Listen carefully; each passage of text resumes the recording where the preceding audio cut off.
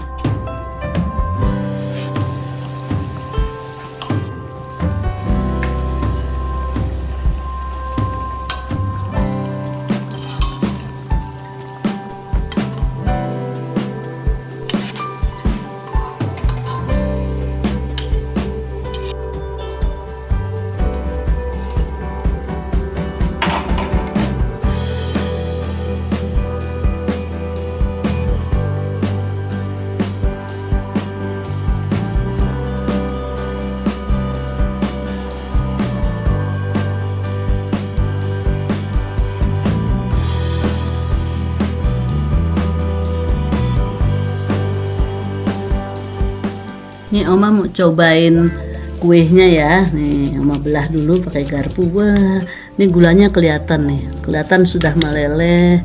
Katanya renyah banget nih, matangnya juga sempurna nih. Seperti ini. Wah, kelihatan enak nih. Cocok untuk cemilan di musim hujan ini. Ya, kita potong lagi. Sama mau cicipin nih ya. Rasanya seperti apa ya? Ya, mau cicipin.